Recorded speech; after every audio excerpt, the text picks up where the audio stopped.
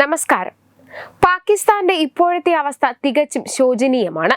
സ്വന്തം കയ്യിലിരിപ്പ് കൊണ്ട് തന്നെ തകർന്ന് തരിപ്പണമായിരിക്കുകയാണ് ഇപ്പോൾ പാകിസ്ഥാൻ.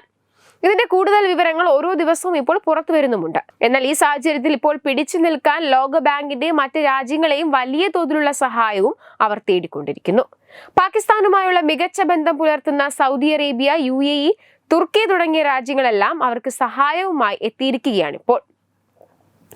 സൗഹൃദ രാജ്യങ്ങൾ നടത്തിയ ഈ നിക്ഷേപങ്ങൾക്ക് പാക് പ്രസിഡന്റ് ആസിഫ് അലി സർദാരി കഴിഞ്ഞ ദിവസം നന്ദി പറയുകയും ചെയ്തു. ഇതിലൂടെ സൗഹൃദ രാജ്യങ്ങളുമായുള്ള ബന്ധം കൂടുതൽ ശക്തിപ്പെടുമെന്നും അദ്ദേഹം പറഞ്ഞു.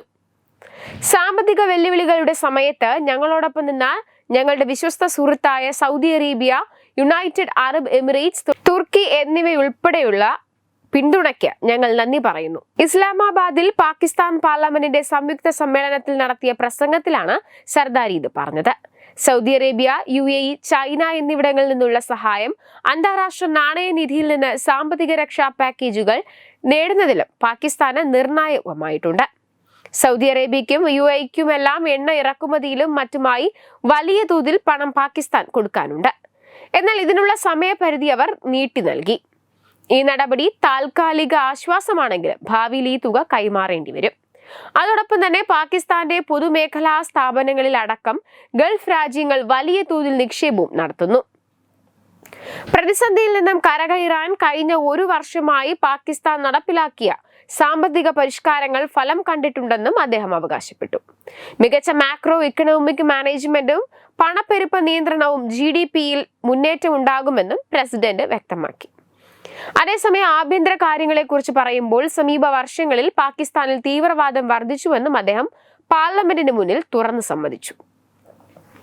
ഭീകര ശൃംഖലകൾ തകർക്കുന്നതിനായി തീവ്രവാദികളോട് പോരാടുന്ന സുരക്ഷാ സേനയ്ക്ക് ആദരാഞ്ജലി അർപ്പിക്കുന്നതായി, മാതൃരാജ്യത്തിനായി ജീവൻ ബലിയർപ്പിക്കുന്ന രാജ്യത്തിന്റെ സായുധ സേനയെ പ്രശംസിക്കുന്നതായും അദ്ദേഹം പറഞ്ഞു. അതേസമയം പാകിസ്ഥാന് വായ്പയായി നൽകിയിരുന്ന $2 ബില്യൺ തിരിച്ചടയ്ക്കുന്നതിലെ കാലാവധി UAE അടുത്തിടെ നീട്ടിയിരുന്നു. പാകിസ്ഥാന്റെ $2 ബില്യൺ തിരിച്ചടവ് കുടിശ്ശികയാണ് UAE നീട്ടിയത്.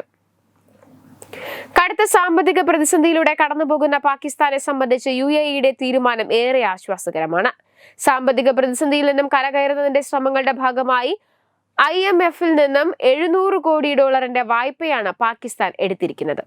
ഇതിനായി വിദേശ ധനസഹായം ഉറപ്പാക്കുന്നത് ഉൾപ്പെടെയുള്ള കർശനമായ പല ഉപാധികളും IMF പാകിസ്ഥാന് മുമ്പാകെ വെച്ചിരുന്നു. സഹായം നൽകുന്നതിനോടൊപ്പം തന്നെ പാകിസ്ഥാന്റെ ധാതു സമ്പത്തിലും UAEയും സൗദി അറേബ്യയുമെല്ലാം വലിയ തോതിൽ കണ്ണുവെക്കുന്നുണ്ട്. ഖനനം, ധാതു, കാർഷികം തുടങ്ങിയ മേഖലകളിൽ പാകിസ്ഥാനുമായി സഹകരിക്കാനാണ് ഇവരുടെ നീക്കം.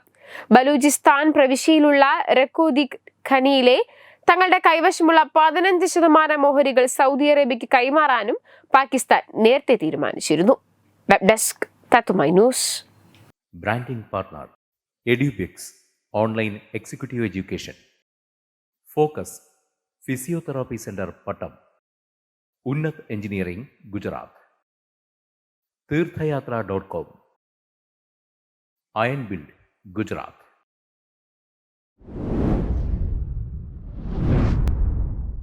തുമ്പമൺ ശ്രീ വടക്കുംനാഥൻ ക്ഷേത്രം, അമ്പലക്കടവ്, പത്തനംതിട്ട.